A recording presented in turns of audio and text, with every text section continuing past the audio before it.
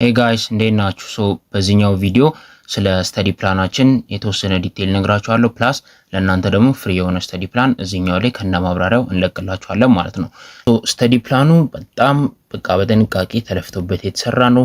ኤቭሪዋን ከቨር ያደርግበታል ብለን ባሰብነው ነው። ከቨር ባታረጉ እንኳን ማካካሻ እንዴት እንደምትጠቀሙት 27 ደቂቃ ማብራሪያ ምናምን የተሰራለ ነው።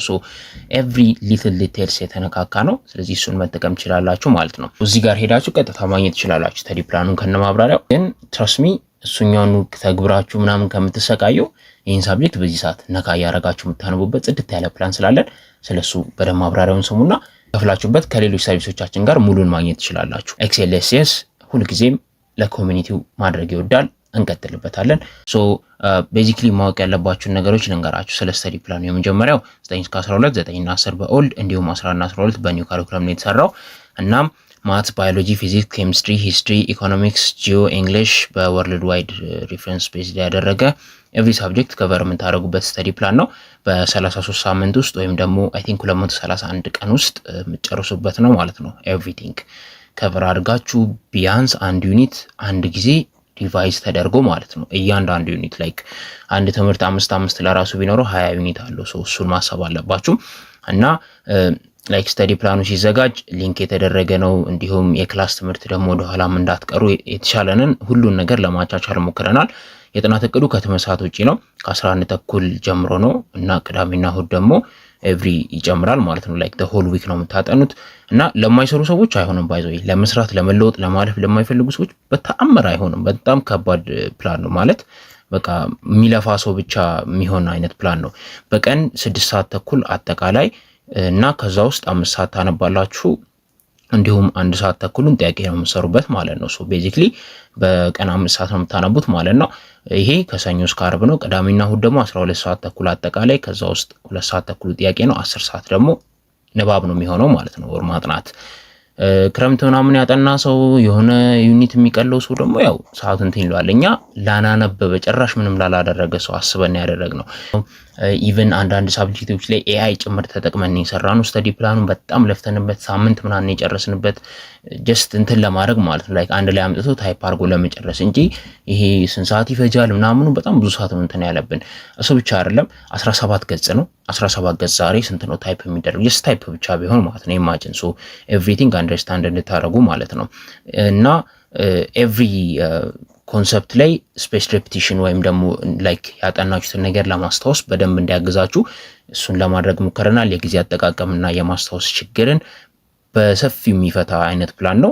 እነዚህ ነገሮች በደንብ ያሟላ በጣም ፐርፌክት የሆነ ፕላን ነው።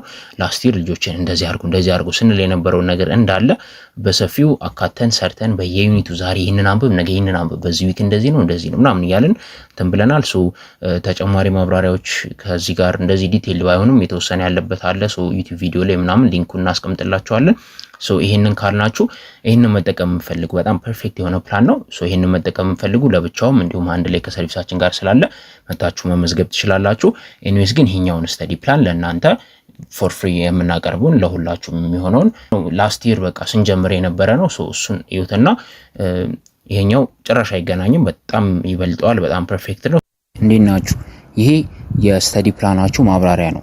ይህን ማብራሪያ የምንሰራበት ምክንያት አብዛኛዎቻችሁ የሆነ አንደርስታንድ ያደረጋችሁት ነገር አለ ኤንድ ፎሎ ያደረጋችሁት ነው ባይ ነው። ነገር ግን ያልገባችሁ ልጆችም እንዳላችሁ ተረድተናል። እንዳችሁበት መንገድ እኛ ያሰብነው ላይሆን ስለሚችል ይሄ ማብራሪያ ያስፈልጋል ብለን ስለምናምን ነው። የመጀመሪያው ነገር ይሄ ስተዲ ፕላን ፎሎ የምታደርጉት እንዴት መሰላችሁ? ሌሊት 10 ሰዓት ላይ ትነሳላችሁ። ለምሳሌ ወደ ሰኞ ከሆነ የሚነጋው የተነሳችሁበት ሌሊት ማት ነው የምታነቡት። ከዛ የሚቀጥለው ደግሞ ወደ ማክሰኞ የሚነጋ ቀን 10 ሰዓት ሌሊት ከተነሳችሁ ፊዚክስ ታነባላችሁ። ናቹራል ከሆናችሁ፣ ሶሻል ከሆናችሁ ደግሞ ሂስትሪ ታነባላችሁ። ናቹራል ከሆናችሁ ደግሞ ሰኞ ዕለት ከትምህርት ቤት ውላችሁ ረፍት አድርጋችሁ ምናምን አብዛኞቻችሁ 11 ሰዓት ቤት ትገባላችሁ። እንደዛ አርፋችሁ 12 ሰዓት እስከ ማታ 2 ሰዓት ተኩል ደግሞ ሶሻል ከሆናችሁ ጂኦግራፊ፣ ናቹራል ከሆናችሁ ኬሚስትሪ ታነባላችሁ። ኤንድ በቃ ስሩአውት ዘ ዊክ እንደዛ መቀጠል ነው። ከዛ ግን ቅዳሜና እሁድ ላይ 1 ሰዓት ከ10 1 ሰዓት ከ35 ያለው አለ። እሱም እንደምታደርጉት ቤዚክሊ ባንዱ ላስረዳችሁ። ለምሳሌ ቅዳሜ ዕለት 12 ሰዓት ላይ ወደ ማታ ማለት ነው ኦር ማታ ላይ እንግሊዝኛ ትጀምራላችሁ። እንግሊዝኛ ለ1 ሰዓት ተኩል ከመጽሐፋችሁ ሊሆን ይችላል፣ እኛ ከላክንላችሁ ፋይል ሊሆን ይችላል። from anywhere እናንተ አሪፍ ነው የምትሉት ማንበብ ያለባችሁ ነገር ታነባላችሁ ለ1 ሰዓት ከ10 and በእነዚህ በጥናት ሰዓታት ላይ ለዚህኛው ብቻ ሳይሆን ሁሉም ላይ 5 10 30 20 ደቂቃ ጥያቄ ብትሰሩበት ስፔሻሊ እነዚህ ረዣዥሞቹ 2 ሰዓት ተኩል የምታነቡበትን አንድ ትምህርት ላይ ቢያንስ 2 ሰዓት ብታጠኑ 30 ደቂቃ ጥያቄ ስሩበት ከዛ 2 ሰዓት ካነበባችሁት ነገር ላይ ማለት ነው። እና እንደዛ ያረጋችሁ ታነባላችሁ።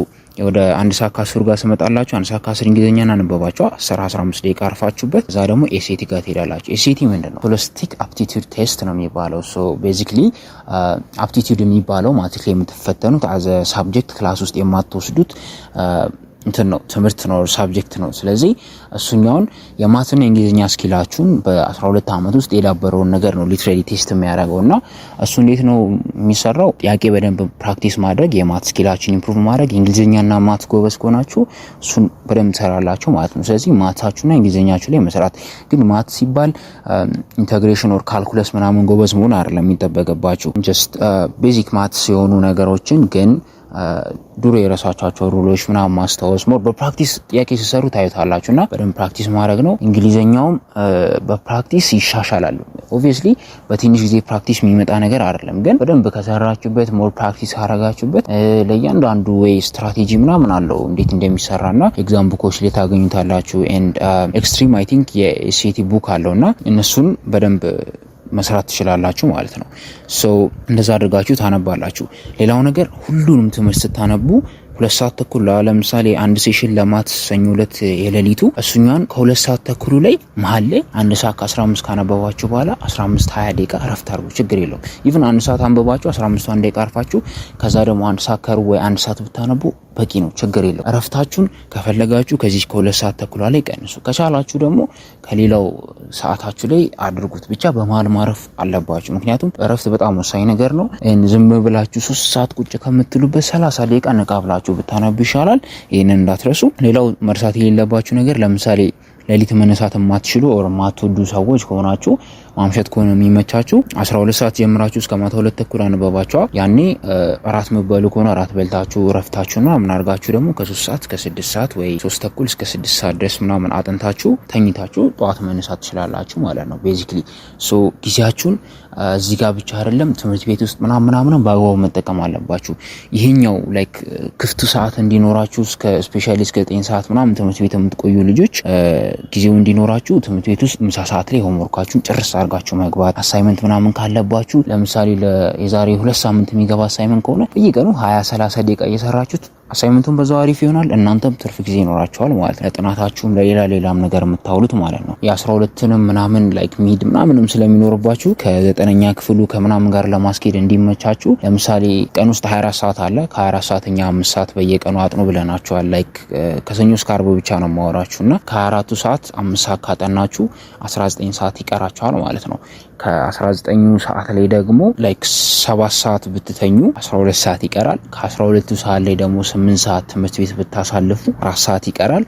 ኤንድ ከ4ቱ ሰዓት ውስጥ ደግሞ 2ቱን ሰዓት ምግብ በቃ ላይክ ሰልፍ ኬርና ምናምን ላይ ብታጠፉ ኤንድ ቤት ውስጥ ስራ የምታግዙ ልጆች ደግሞ 1 ሰዓት ተጨማሪ ወደዛ ብትወስዱ ኦር 1 ሰዓት ተኩል ላይ ብትወስዱ 30 ደቂቃ አለቻችሁ ማለት ነውና በአቨሬጅ ዝም ብዬ 1 ሰዓት አላችሁ ብለን እንውሰድ። አቨሬጅ ነው ላይክ ዝም ብዬ ሁላችሁም ላይኖራችሁ ይችላል። ያቺ 1 ሰዓቷን በሳምንት በ5 ቀን በታባዛት ቅዳሜና እሁድን ትቼ ማለት ነው 5 ሰዓት ሆነች ማለት ነው። እና እሷን 5 ሰዓት አሪፍ አድርጋችሁ ከተጠቀማችሁበት የ12ን ገፋ ለማድረግ አሳይመንት ለመስራት ሆምወርክ ለመስራት ምናምን በየቀኑ ከተጠቀማችሁበት አይ ቲንክ ጊዜው ይኖራችኋል። ግን አንዳንድ ጊዜ ደግሞ አሟችሁ ደክማችሁ ምናምን ላይሄድላችሁ ይችላል። እንደዛ ሲሆን ምን ማድረግ እንዳለባችሁ በዲሲፕሊን ኮንሲስተንሲ ቶፒክ ላይ በቅርብ ጊዜ ይለቀቅላችኋል።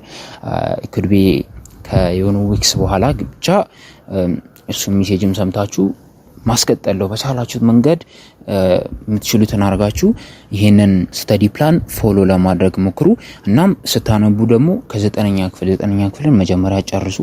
9ኛ ክፍል ልክ እንደጨረሳችሁ በቀጣይ ዊክስ ላይ ምናምን ነገር እንትን ታረጋላችሁ። 10ኛ ክፍልን ትጀምራላችሁ። 9ኛ ክፍልን ጽድት ታርጋችሁ ማለት ነው። ከየቻፕተሩ ጥያቄ የወጡትን ሰርታችሁ ምናምን ጽድት አርጋችሁ አጥንታችሁ አንዳንድ ሳብጀክቶች በእርግጠኝነት በ2-3 ሳምንት ውስጥ ጨርሳላችሁ። በዚህ ባላችሁ ፕላን ተመስጣችሁ በአሪፍ መንገድ ካጠናችሁት ማለት ነው። እና እንደዛ አድርጋችሁ 9 ድብን አርጋችሁ ጨርሳላችሁ። ትምህርት ቤት ውስጥ ጊዜ ስታገኙ ወይ ከዚሁ ከስተዲ ፕላኑ ላይ አንዱን 20-30 ደቂቃ እየቀነሳችሁ የ9ን ሪቫይዝ ማድረግ የ10ን ማጥናቱን ማስቀጠል የ10ን ሲጨርሱ ደግሞ የ9ና የ10 ሪቫይዝ ያደረጋችሁ የ11ን ድብና አድርጎ ማጥናት ከዛ የ12ን እንደዚህ ያደረጋችሁ እየሰራችሁ 4 ወር አካባቢ ከሰራችሁ አይ ቲንክ ኤቭሪቲንግ ኦልሞስት ያልቀላችኋል። ስፔሻሊ 12ኛ ክፍል ደግሞ በአዲሱ ካሪኩለም ያለው መጽሐፍ ብዙ ሎድ ተቀንሶላችኋል። የምሬን ነው። የድሮውን መጽሐፍ ካያችሁት ይገባችኋል ምን ያህል ሰፊ እንደሆነ ማለት ነው። ኢቭን ማት ለራሱ በጣም የሚገርም አድቫንቴጅ ነው የሰጣችሁና ዩዝ ኢት ዌል ስፔሻሊ ማት ላይ ያገኛችሁትን አድቫንቴጅ ማለት ነው። እንደዛ ላይክ የሶሻሎችም ላይ የቀነሰ ነገር ያለ ይመስለኛል። እነሱን ነገሮች ቱ ዩር አድቫንቴጅ ተጠቅማችሁ ቀንሳችሁ በዛ መንገድ መሄድ ነው። ሶ በርትታችሁ ይሄንን ስተዲ ፕላን ፎሎ አድርጉ እና ይሄን ይመስላል ለዚህ ስተዲ ፕላን ያዘጋጀንላችሁ ማብራሪያ። ዲስ ኢዝ ኦል